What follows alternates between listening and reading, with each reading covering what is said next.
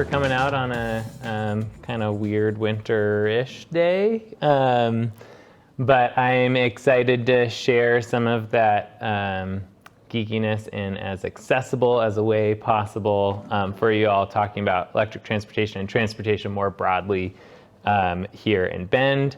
Again, my name is Neil Baunsgard. I work at the Environmental Center, which is like a stone's throw away on Kansas Avenue, right on, like a block that way. But I'm excited to be here. General format for the day is pretty flexible. So I'm gonna go through my slides, and then, which should take somewhere around 45 minutes, but then we can go into questions, and the questions usually are very fruitful. That's the stuff that hopefully we'll address some of it in the presentation, but those are the things that you're interested in. So I'm happy to jump into that. And then we also have another guest who's out running an errand, but you might have seen some bikes out front that brought some electric bikes to look at that we can look at afterwards as well. So we'll go ahead and get rolling. And I have my notes on this screen, so if the slide doesn't advance, it's because I forgot. Okay, so what we're gonna, kind of like what I mentioned, probably about 45 minutes of presentation. We're gonna talk about why transportation is important, why electric, kind of the strategies that we see in the future of transportation. And we'll go into details on bikes, buses, cars, and more. So, starting with why transportation. There's a couple of reasons why we focus on transportation when we're looking at solutions for our community in the future at the Environmental Center. One is the image on the left, or right, sorry. Transportation, how we get around is really tied to a lot of our quality of life, local air pollution, traffic, parking, all of those components. And then also, and largely why I'm invested in this is a graph from Bend's greenhouse gas inventory. And second only to buildings, transportation is our biggest energy user and carbon emitter. How we get around and how we get our stuff around is a really big contributor to our greenhouse gas footprint as well. So those are kind of the main reasons why we focus on transportation as one solution. And how we do that, our strategy is really to think kind of holistically about transportation in two tiers. And this oftentimes people will fall into one camp or another, but our priority is number one, reducing the need to drive. So that happens in a lot of ways. That happens through land use, that happens through advocating for more, for better infrastructure so you can feel safe using alternative modes like walking, biking, taking the bus. And then, that's kind of our main meal, and then the electrification is the dessert, right? So you have to reduce, we call this vehicle miles traveled. So reduce your VMTs, and then your electrification dessert comes after that. On the building side, we say the same thing. You've got to have your efficiency meal first before you put solar on top, because it makes sense. It's a lot easier to do the second part once you've already done the beginning. It's hard to get full on ice cream, although I've probably done that as well. So where are we now? This is hard to get super recent data, but this is data from Oregon on electric cars. So we're really in kind of a big upswing in seeing a lot of electric transportation options coming online that we haven't seen, and it's happening at an increasing rate. So two graphs, a lot of detail. I'll go through them. So this first one is talking about electric vehicle registrations in the state of Oregon, starting in 2011, working its way up to 2021. 2022 is way bigger than that, but we just don't have all the data compiled yet from last year, since it's 2023. I put that in my presentation notes, and it was one of the first times I had to write 2023. So the little background on the bars, we'll talk about the different types of electric cars later, but plug-in hybrids are cars that plug in and get some of their miles are all electric, and then after that they turn into a normal hybrid. And then battery electric vehicles are those that only have a battery. There's no gas engine at all. So that's the difference between these two colored bars. The green is all electric, the blue is part electric, but combined they're all electrified cars. So you can see we've had a pretty significant rise, and then after the pandemic we've really seen a much steeper rise in the number of electric vehicles coming into the state of Oregon. We have a pretty good rebate program, and just it tends to follow, there's a big peer effect of, I saw somebody that I know that's done this, and so now I know how it might fit into my life. So that's showing this graph here, and in Deschutes County in 2021, we had, just in that year, we had 800 vehicles registered in Deschutes County in 2021.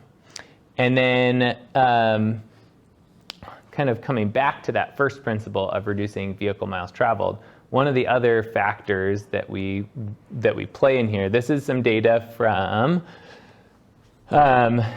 from Deschutes County in particular. This is another confusing graph, but the kind of important thing, high-level thing that you want to see is this is trips taken under 1 mile, trips between 1 and 3 miles, 3 to 5, 5 to 10, 10 to 25 for people in Deschutes County. And so if you add these two together, these top two lines together, it's more than half of the trips taken in Deschutes County are trips 3 miles or less. So that's when we're talking about transportation alternatives. We recognize there's a broad suite of transportation needs, but really it's targeting those trips that are less than 1 mile, which is about 20-something% of trips taken in Deschutes County, and trips between 1 and 3 miles where those alternatives kind of have their easiest transition, easiest spot there. But also, speaking towards this boom, this is cars, this is our kind of current rate of travel. You've probably seen a lot more e-bikes on the road as well. And e-bikes have also seen a crazy boom. Sales rose during the pandemic from 2019 to 2020, combination of being at home, looking for ways to social distance and get outside, and just the already increasing interest in e-bikes boosted sales between 2019 and 2020 by 145%. So that's 100% would be double the previous year. So it's a very significant increase in e-bike sales and e-bike interest. And so we're really seeing that snowball as well here and elsewhere in the world. In the United States, there were twice as many e-bikes sold in 2021 than there were electric vehicles sold. So just kind of keep that in mind in the background. So what do we do? This is kind of coming back to that first principle. There's a lot of planning, there's a lot of infrastructure, and a lot of things that we can do to try to help encourage alternative modes of transportation. That's like the Deschutes County Transportation Plan. A lot of that stuff happens at the city level as well. And then, do I have a laser pointer? Yeah, I do. And then, we're looking at electric transportation options of all shapes and sizes. And so we have on here a little image of an electric car, but then we also have like buses, school buses, and electric bikes. So we're going to cover a breadth of transportation electrification options during this presentation. So electric school buses. This is something that I got really excited about a number of years ago, and I'll share secret news with you all. But this is me in 2021. In 2021, electric school buses are a really interesting case and not the first thing that people think about when they think about electric vehicles. They usually think about either something that's futuristic or something that's a really expensive luxury car. But School buses are a really unique case because they drive the same route every day. So very compared to a passenger vehicle, which some days you drive 5 miles, some days you drive 500, that's pretty hard to build for. But school buses, generally speaking, drive the same route every day. Their miles are high, so they're getting used a fair amount, but not crazy high where it's hard to fit the batteries on. And there's this amazing extra benefit of like, you know, next generation, little kids, young lungs, asthma risk, diesel particulate emissions, all of those things. You know, if you've ever been in a bus loop when they're loading and unloading kids, it's really kind of gross. And so there's been a lot of interest in electric school buses. And we're kind of in the phase of manufacturers taking it seriously. There was a lot of funding from the federal government that just, the first grant cycle went through from some infrastructure dollars. There were school districts in every state in the country that got grants to implement their first electric school buses. And Ben Lapine School District, I helped them apply for a grant back in 2020. And they just had their first electric school bus delivered. It's not out on routes yet, but it just got delivered over the pandemic. That's the secret, though. I know it's not actually a secret, but it is very exciting. It's one of these buses built by this company. And in 2021, we also, like, you know, experiencing it for the first time, actually getting behind the seat of an electric vehicle or on the saddle of an electric bike is often an aha moment. So I've experienced that with passenger vehicles a lot and with electric bikes. I got to do that in 2021 in an electric school bus. So we partnered with a manufacturer. We had a grant from Pacific Power, and we went on a tour throughout the state of Oregon where we took the electric bus and stopped at, I think, 7 different school districts around the state. And then other school districts came to visit, and other agencies and public officials. And so we got the opportunity for transportation managers, for mechanics, and bus drivers to actually get out in an electric school bus and experience what it's like. It's really quiet. That's one of the first things that we heard. And there's a lot of power, but for a bus. So buses don't have a ton of power normally, and so they were pretty excited to see that. And what I experienced was really cool. Is there was a mechanic in one of the towns that we visited. I'm not going to name names, but he was like, I don't know about that. He like kept walking by and being like, oh no, I don't need to see anything. You imagine what that's gonna whatever, and he was just kind of mumbling to himself. And then eventually, at the end, when we were done with the rest of our presentations, we were like, come on, like just get in the bus, take it for a spin. And so he kind of begrudgingly got in the bus, and he immediately took it to the steepest hill right behind the bus yard. Took it to the hill, floored it, because with some of their propane buses, they didn't have the same power as their diesels, and so they struggled on that hill. And it did amazing on the hill, because it has more torque. Electric motors in general have more torque than other engines. And so he took it to the biggest hill, he put it through its paces, and he came back. We're like, all right, what do you think? And he's like, now I'm still not into it, but I can see why you might be into it. He just a little bit of a switch flipped, and he got pretty excited about it. So it's been really cool. That's the really important piece, is having those one-on-one experiences. And we'll see more and more electric school buses over time. Right now, Ben Lapine's the only school district east of the Cascades with an electric school bus, but there's about 7-ish buses west of the Cascades. And there are a number of school districts that got grant funding as well. But it's a tough time with supply chain, and every state has different requirements for school buses, so it takes a while for manufacturers to get a bus spec'd that meets the state rules. And there's a lot of other complicating factors, but super fun, super quiet, and all in all, an exciting opportunity for electric school buses, or for electrification, and also an exciting way we're talking about this as future technology. It's not the easiest or most exciting thing to involve kids in talking about things that they can't use. So electric cars, even electric bikes, because there's age limits for them. But electric school buses are something that are very tangible and something that they are excited about. And there have been some students in other states that have been very influential in getting funding for electric school buses with some really cool school projects in Florida and in other places. So, electric school buses. Another example is electric transit.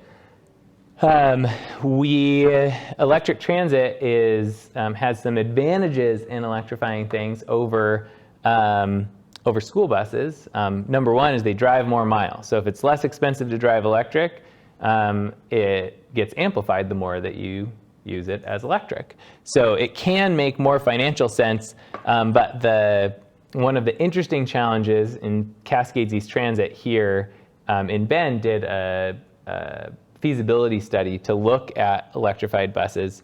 One of the biggest challenges that they found is that they don't operate these larger buses. They operate cutaways, which are smaller. And so even though they're driving similar miles, the bigger buses just physically have more space for batteries. So when they're driving hundreds of miles a day with big batteries and needing, to recharge, the smaller batteries on the cutaways just weren't able to meet some of their demand. So when I work with a fleet, like a school bus fleet, they might say, well, that bus gets 150 miles range, but my longest route can go 200 miles. Or we send kids over the mountains to sporting matches or something. But where we're at right now, and with fleets in particular, it's not finding your hardest bus and electrifying that first. It's finding, is there a bus in your fleet that this could work with? And so that's really the stage that we're at, where we can, help get a bus in the fleet, learn all of the experiences from it, so then it's best applied later on. I was at a presentation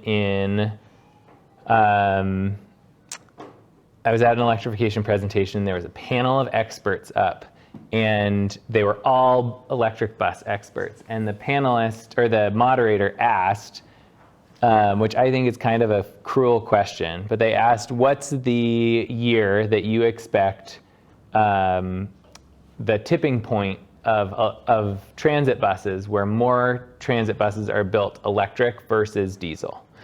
And this was back in 2019. And everyone gave these very smart answers. And the moderator said, no, actually, it was 2019. It had already happened.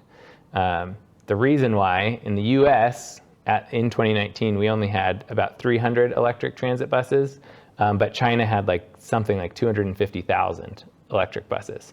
So there's different regions of the world that have different adoption rates. In Europe, it's like a 40-something% of new buses are electric as of last year. So really different adoption rates, but really exciting. I think once people get things implemented and work out the kinks, they're seeing a lot of maintenance benefits, and they're a lot quieter, smoother to drive, and there's just a lot less moving parts as well. So that's transit.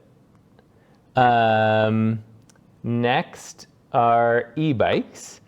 Another personal story with e-bikes. Maybe some of you can relate to this, maybe not.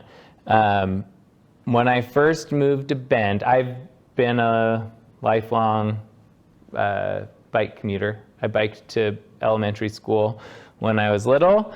And when I moved to Bend, 8 years ago, I remembered seeing on Newport Avenue, slight uphill, I saw somebody on a bike, and their pedals were moving this slow, but they were moving 15 miles an hour uphill. And it just something didn't click. And I then realized oh, that's an e-bike. And then my first question was I don't know how I feel about those things. But I don't know why. I just something felt off. And then after a while, I realized oh, that person's getting out, that person's getting around, they're clearly going to work or home from work. I don't think an e-bike's for me, but I'm really glad that they exist for other people. And then we were working on a project at the Environmental Center, and we actually borrowed a bike from Bend Electric Bikes. And we were doing a program where we installed LED light bulbs in people's houses all throughout Bend. And I borrowed a cargo bike, and I loaded the cargo bike up with like a couple hundred light bulbs and a step stool and a light bulb changing pole and all of this kit. And I had six or seven installations to do that day. And they were like all in Southeast, kind of by the landfill. And I did that whole trip that I would have done in a car on the exact same schedule on this e-bike, carrying all of this weight. And I got back and I was like, oh, I get it now. Whatever that barrier was of, because I ride my bike all the time, but I also, like many bike riders, most bike riders also drive cars. And so, it's not an all or nothing thing. It's just, on the margin. And so what I realized is whatever that step was for me transitioning from one mode to another, adding a little bit of an electric boost helped me shift that. So whether it was carrying a lot of weight, like going to the grocery store, or whether that was going a little bit further than I normally do, or even surprisingly like riding in inclement weather, that shouldn't make a difference, but it's just so fun to ride an e-bike that you just want to get on it and ride. And there's a lot of research that backs that up, that that's what folks are doing when they get on an electric bike. So a little bit of a background story of my personal journey. But what is an e-bike? Essentially, e-bikes come in lots of different shapes and sizes, but they are largely a bike in any form that you could have a normal bike or an acoustic bike, if you will, but with a battery and then a motor of some sort. Some of them, the motor is in between the pedals, and some of them, the motor is in the wheel itself. There's different classifications of e-bikes, but generally speaking, e-bikes will work to assist you as you're actually biking. So they have different ways of doing that, but in the kind of best and most natural forms, riding an e-bike just feels like you're really strong, and your really heavy bike feels really light. So it's pretty cool to be riding and then be like, I just want to feel like I'm an elite cyclist, and then pick up the pace. And most of the e-bikes that you see out there are type 1 or type 2 e-bikes, which are speed limited. So they don't stop you from biking fast, because going down a hill, you can go as fast as you normally would on a bike. But the electric motor will kick off at under 20 miles, 18 miles an hour. Is that right? 20. Yeah, ish, somewhere in that range. And then there are higher classifications of bikes that have more restrictions on them that can go faster, but most of the bikes that you see are class 1 and class 2. So, these are, like I mentioned, they're usually pedal assist. So then the unit engages when you're pedaling. Sometimes they'll have a throttle, which can be helpful, like getting started from a stop. And they charge with just a regular wall outlet. And I do get asked the question about range sometimes, and I'll also mention I'm an e-bike rider and an advocate, but Sterling in the back of the room runs an e-bike shop, so he has like an infinite amount more knowledge than me about e-bikes, so we'll be able to answer other questions there too. Somewhere between like 300 to 750 watts, so there's a limit to how much power they can have. They're not just a motorcycle. And that amount of power is helpful in that like assisting mode, but not just, there's a difference between that and like a electric motorcycle. So this was a study on a wide range of e-bike riders and how they use their e-bike. A lot of these studies will ask people from before they had an e-bike to after they had an e-bike, how much they're using it, what trips they're using it for. And people with e-bikes typically bike about 4 times more than they did before they had the bike. So you can see on here that they're not just for fun, which is also great, exercise and recreation. But largely, folks are using them for as a transportation tool, getting to work or school, entertaining, socializing, personal errands, visiting family and friends. So they are getting used a lot as a way to get around. And this is also another interesting ride. So they have these orange bars on the left are what they did before owning an e-bike, and then the green line is what they do now. So you can see that of people before owning an e-bike, about 25% of them rode daily, and after getting an e-bike, 49% of e-bike riders were riding daily. And then this is weekly, and so on and so forth. So you're really seeing people shift their bike ridership to more of a weekly or daily basis, which is exciting. Great. So that's e-bikes in a nutshell. We'll have opportunity for more Q&A on e-bikes in the future. And we're going to move on to electric cars. It's been really interesting to work in this space for the last, I guess the first electric transportation project that I worked on was in a previous life, working up in Seattle, and it was electrifying this heavy-duty equipment that worked at airports. So it was like those tugs that push back airplanes, baggage loaders, those types of equipment, ground service equipment. So that was back about a decade ago. And at the time, there was one electric vehicle on the market, the Nissan Leaf. Then kind of next was the Chevy Bolt, and then next was the Tesla Model S.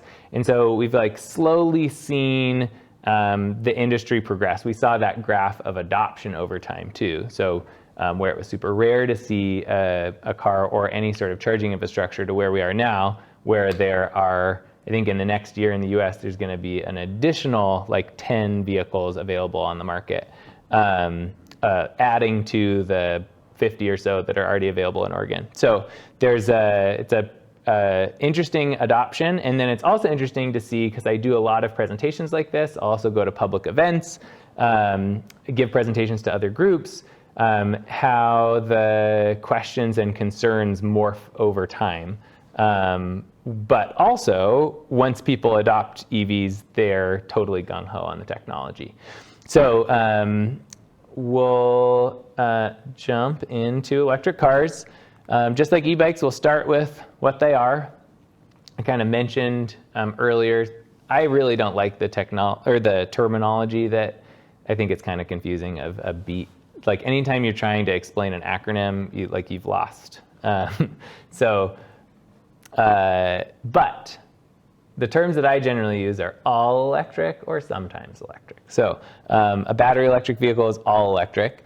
So that is where you have replaced your engine with an electric motor, and then you've replaced your fuel tank with a battery, and you've replaced your fuel pump with some form of electric vehicle supply equipment or an EV charger. 90+% of the time that's happening at home. We'll talk about the different types of charging later, but that's in general how an electric vehicle works. Plug-in hybrid, or the sometimes electric version, is essentially, if you think back to before the Toyota Prius was a thing, the idea of a hybrid car was a foreign concept. But now there's a lot of hybrids on the market. People generally understand how they work. Plug-in hybrids are essentially just like kind of the modern version of a hybrid vehicle, where you still have a gas engine, you still have an electric motor, It's just the battery is significantly bigger than what you had on a hybrid, and you have the ability to plug it in. So it could run just on the electric motor if you want it to, or if the car allows it to. And so these range pretty significantly. There's some plug-in hybrids that get 40 to 60 miles of electric range that really operate as an electric vehicle 90+% of your trips. But if you want to go on a road trip, then it's operating as an efficient hybrid. But if you, for most of your trips and most of your miles, if they're around town miles, you're able to do that on electric. So that's kind of the upper end of plug-in hybrids. But then there's also vehicles that are electrified that might only have like 10 miles of electric range or a pretty weak electric motor. So if you accelerate quickly, it'll switch over to gas. So there's a range there, which is why sometimes people are super excited about them and sometimes people are pretty kind of lukewarm about plug-in hybrids. But I think they're great when you're able to use any miles that you can displace, especially those short miles are actually where your car's polluting the most because the engine's not warmed up. Systems aren't working as efficiently, so you're using a lot more fuel than like what an average fuel economy would look like if it's a trip, a shorter trip that you're not able to take an alternative mode. So how does charging work? This is another question that I get asked often. Like I'd mentioned earlier, 90+% of the time, people are charging at home. I would even venture to guess that many EV owners are only charging at home. I've met a lot of EV owners, electric vehicle owners, that that haven't ventured out into the public charging world. So any electric vehicle, plug-in hybrid or all electric that you buy will have the ability to charge in a regular wall outlet. So in the back of the car, we call that level 1 charging. In the back of the car, there's something like this guy. And you can take that, you can plug it into a regular wall outlet, and that'll satisfy most people's driving needs most of the time. Because you'll only get about 4 hours of charging or of range per hour that you're plugged in. But if you do the math, most people are at home for at least 10 hours a day. So 10 hours a day, you've got 40 miles of range a day.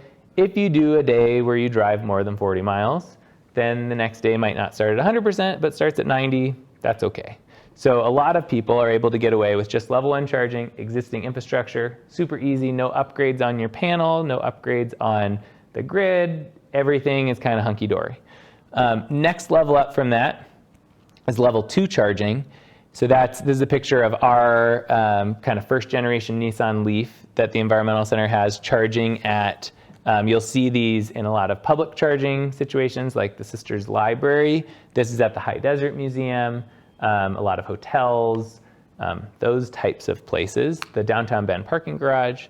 So level 2 charging is you're getting like 20 to 30 miles of range per hour, 20 to 25 miles of range per hour that you're plugged in. So that makes sense if you are doing a lot of back-to-back trips. So we have, with the Environmental Center car, in today's world, a very small battery. It gets about 70 miles of real-world range. So that's been great for us in Central Oregon. We've been able to drive it to do events all throughout Central Oregon. And most of those trips we can do without needing to charge. We go out to Sisters, we come back. We go down to La Pine, we come back.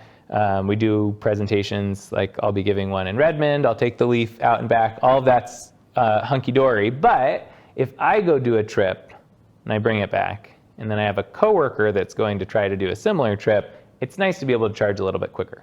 So level 2 charging, people will install that at their house. That's essentially just like plugging into a dryer outlet. So it's a similar 220 volt circuit that an electrician could wire just like wiring a dryer outlet.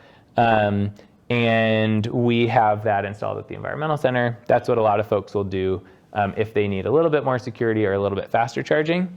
But that's still not going to help you if you want to go somewhere further than the car's range on like a road trip. So if you're driving further than that, and modern EVs get all of them get 200 plus miles of range on a charge. So your trip to Portland doesn't mean that you have to stop partway to charge. But these shorter range EVs can work there as well. Longer range EVs, you're stopping for typically, so this is level 3 charging or DC fast charging. Anytime your trip is getting longer than 200 and some odd miles, you're going to start to think about charging. But typically, once you're over like a 3-hour road trip, most people are also thinking about like going to the bathroom, getting coffee, getting lunch. And so we're now at a point with passenger vehicles where those longer trips, instead of planning them around the charging, you're just finding charging around where you wanted to take a break anyways. So I have an uncle-in-law, I don't know if that's the right term, that just bought an electric vehicle. He lives in Seattle, and it's the Hyundai Ioniq 6, Ioniq 5, I think. And so from Seattle to Bend, he just has to stop once, kind of somewhere in the Vancouver to Hood River zone, somewhere in there. He stops once for 20 minutes, and then he has enough power to make it to Bend with surplus. So, and it could be anywhere in the middle there. So this is an example of all of the chargers that work for our car that we can use to fast charge. There's a lot of apps. This one in particular is called PlugShare, and so you can go on there and you can see all of the public charging options that are out there, whether it be these kind of road trip type chargers or whether it's, hey, I am going on a trip to the coast. I'd love to stay somewhere where I could plug in overnight with the level 2 and be fully charged for the next day. You can look on there as well. So you'll also notice in terms of challenges, it's not all rosy. These are the chargers available for the Nissan Leaf. You'll notice that I kind of cropped the map in this direction, and then I didn't really include this part of Oregon or this part of Oregon. Because that part of the estate does exist, but not for this car. So there's, unfortunately, level 1, level 2, they work for every car. Doesn't matter whether it's a Tesla or a Nissan or a Chevy, they all work. Once you get into the fast charging, there's 3 different plugs that exist. It's kind of like VHS Betamax type of deal. It's pretty unfortunate. And also, maybe, trying to be profitable on these long corridors that don't see a ton of traffic. Like, I need to know that that exists so I can make a road trip to Boise, but I'm not going to be stopping enough times on a low traffic road for that investment to typically pay off for like a private company. So that's why you see a lot of development around big metro areas and busy routes. But some of these routes are really important, especially living in Central Oregon. So I'm going to skip ahead to, luckily, there is a pretty big push on recognizing that charging need. And I'll also say Tesla built its own charging network, and their charging network's amazing. You can drive anywhere you want. It's super straightforward. It's incredible. I rented a Tesla for a lobbying trip in Salem, and it was like the most benign, like normal thing to do. But for all of the rest of us, this is Oregon's EV charging plan, and this is the time frame that these things are happening. So we got funding through the federal infrastructure grant to build out these alternative fuel corridors. So all of the lines that you see that are in green, so all of 97, all of I-5, those are corridors that got funding to start the project. So that means like identifying locations, planning, and the like dollars in the bank to actually break ground and start building, start installing chargers down all of 97 and I-5. Yellow, so that's Highway 20 through Burns, that's 84. Those routes are getting funding in this year. Highway 26 and 101 are getting funding in 24, and then there's these little red sections as a part of other projects that'll get funding in 2025. So there's a lot of infrastructure coming that'll make it a lot better. And these are like very future-proofed. I think they're required to have at least 5 chargers. They charge at a really fast rate. And they'll be easily accessible and kind of meet all the new standards, which is great. So coming back. So another question that I get asked a lot is it really better for the environment? I'll go out there and say, just like we talked about our first principles early on, it's always better to not buy new things. It's always better to not drive. There's a significant impact to other people when we drive and when we buy new things. So don't take this the wrong way. But this is something that's pretty easy to research, and there's been a ton of research on it. So it's a really important question. It's a question that I wanted to make sure that I asked before I did work in this space, is thinking about, okay, well, I know that electricity has a lower impact in terms of carbon than fuel, but what about the production of the vehicle? What about the whole life of the vehicle? So when people do that research, they call those life cycle analysis, or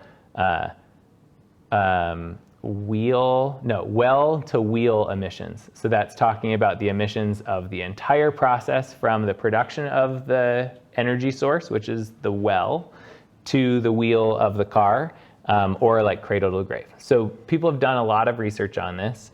And this is just an example in Oregon of when we talk about once you're operating an electric vehicle, they require more resources to build than a traditional internal combustion engine. And there's a bigger impact from that. But then it's really just a question, because they operate so much cleaner than a fossil fuel powered car, how long does it take to kind of pay off that debt? So this is an example, and the bottom of my graph got cut off. So that means I can just put whatever information I want on the bottom. No citation needed. This is a graph from Oregon Department of Energy or Oregon Department of Environmental Quality. And this is the emissions of an average car in Oregon per year in terms of pounds of carbon dioxide equivalent. And then these are the bars of what an electric car being powered by one of, I think there were 5 utilities down here, what that would look like. Pacific Power, who's our utility, is the dirtiest in the state. So its bar is higher than these blank spots are for like Central Electric Co-op, Eugene Public Utility District, places that are getting most of their power from hydro, where we get a significant amount of our power from Pacific Power is from coal from out of state. But this is also the really cool thing is we don't have any, it's hard to make the fuel that we burn require less carbon, or like change the chemistry of emitting CO2 when we burn fuel. But we can create electricity that's a lot cleaner. And we have a lot of commitments in the state of Oregon to do that, and pathways of our electricity getting cleaner. So even today, it's significantly better than, on our dirty grid, it's significantly better than fossil fuels. But then in the future, as we get cleaner and cleaner, and we have commitments to have no coal-powered electricity in our rates, so that we're paying for in the state of Oregon. And then we have a whole pathway to 100% clean that got passed in the last 2021 or 2022. No, 2021 Oregon legislature. So those are really encouraging things. So even with a high coal percentage, we're still significantly better. And then over time, it gets even better. And I'm happy to provide citations other than a graph that is just completely blank. And I made it all up. Just kidding. Okay. So we are getting close to question time. I'm almost done with my slides. But I had to mention there's this awesome program. We want to see electric transportation options available to more people. That's one of the reasons why I focus on electric school buses. It's one of the reasons why I think electric transit is so great. The people that they're serving might not have other access to electric vehicles. Another amazing program, and I'll be doing more education about this program because I don't think a lot of people know about it, is Oregon has amazing incentives for electric vehicles. So if you wanted to go buy a new electric car, you can get an incentive from the state. And that incentive is not a tax credit. So regardless of your tax liability, you can get an incentive. And it's a new year, and there were some changes to the numbers. So somewhere in the $500 to $7,500 range on a new electric car that qualifies. Some of the higher end cars don't qualify because there's a threshold there to try to make it a little bit more equitable. But then there's also this income qualified incentive. And I think this is one of the things that people know the least about, but you all can be experts and you can tell all your friends. So this is very small. So then you won't be able to see it and I have to talk through it.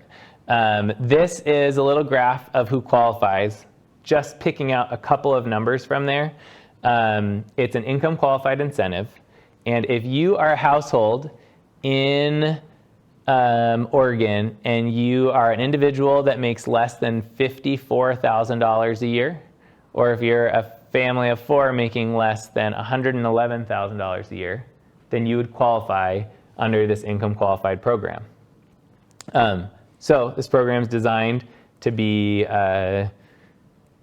to put electric vehicles in the hands of a broader spectrum of folks in Oregon. So you qualify for that, and that is going to qualify you for $5,000 that can go towards a new or used plug-in hybrid or battery electric vehicle. So if I wanted to buy a used Chevy Bolt, I could see if I qualify and then get a $5,000 check to buy a used electric car. It's crazy. It's amazing. Nobody knows about it. You all know now. Tell all your friends. So that's, there's a lot more details. I'm happy to go into details and answer questions. It's where there's been some changes over the last year on all of these incentives, as well as the federal incentives. Generally speaking, they all work well together, but it's a whole separate presentation to go into the details of all of that, and this is broader than that. So happy to help. I've helped a lot of people through incentives over time. And there are also other cool incentives, often utility funded, for charging. And then also there have been some cool pilot projects and grants around e-bike incentives for low-income households. The city of Bend just got a grant that Commute Options is implementing that is providing e-bike vouchers to low-income residents in Bend. So we're seeing a lot of really cool transportation options being explored because it's just exciting and it's just honestly really fun. So what's coming next? This was what I was talking about where I jumped ahead to jumped ahead in my slides. This is what we were talking about in Oregon. So it's having charging at least every 50 miles. And then we didn't really talk about the speed of fast charging, but once you get bigger batteries, then faster speeds make a difference. And so they're at least 150 kilowatts up to 350 kilowatts. In other words, very fast. So they're trying to be kind of future-proofed. And then we're also seeing, it's a different graph, different layout for, this was all talking about light-duty vehicles, so passenger vehicles like the normal kind of cars that you drive. But we're seeing this also happen with medium and heavy duty. So talking about buses, talking about trucks, and other industrial vehicles. But there's a whole separate, heavy duty is a whole separate world. So I think that's it.